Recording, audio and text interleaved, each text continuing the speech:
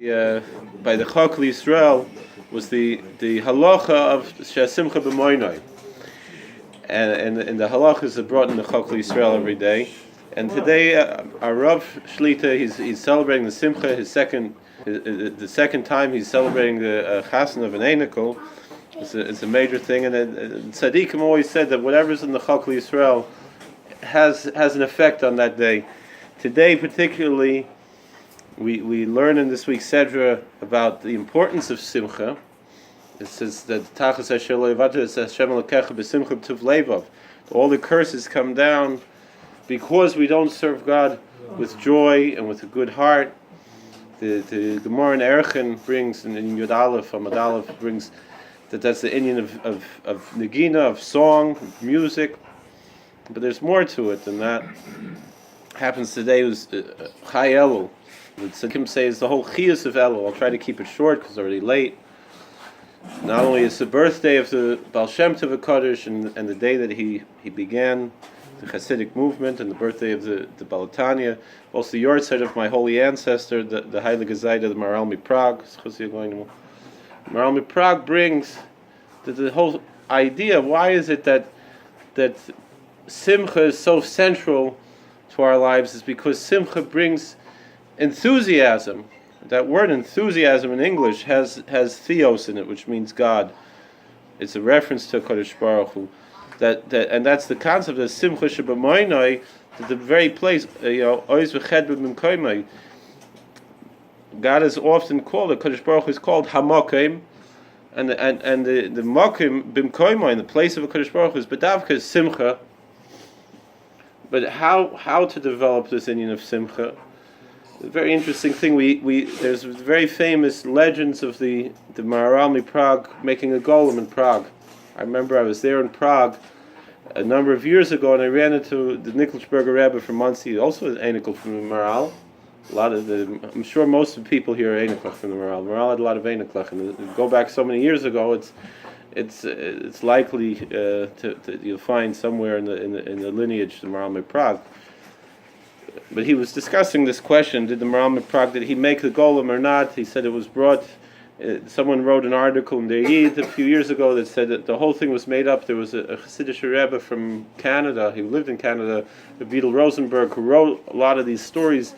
And the truth is, he made up a lot of the stories. But but some people conflate that to mean that the etzem idea that Maharal MiPrague even made a golem was made up, or that it was confused with someone else. But I remember the Nikolsberger he told me, he says it's brought already in Bnei Yissaschar that the Maharal MiPrague was mishtamish with Sefer Yetzirah, and he brought that as a raya that the stories were indeed true, and also there's certain minhagim we don't have time to discuss that they still practice ad hayom in Prague because of stories that are connected to the Maharal and stories connected to the Golem. But the fascinating thing about that is that if you learn, particularly in the Beragoyla from the Maharal, that essentially for us to believe that there's something amazing about that is a chisaron in emunah. It's a lack of faith, because really, if a Kadosh Baruch Hu runs the whole world, anything is possible. It's just the manifestations. There are certain things that is seder of how nature operates, and that's how it is. So that things sometimes go out of the seder, that's something else. But going out of the Seder doesn't mean it's impossible. It's just out of the Seder. Kadosh Baruch Hu wants a Seder to the world. He wants there to be an order to nature. Doesn't mean that we're stuck in that order. It just means that that's the way things run in a normal way. If we connect, but we shouldn't really be amazed by it. In a way, it says v'haflos makoischa, that you're going to be amazed by all the makkos. Again, because in a sense, the purpose of the makkos, there's different levels that people have in life.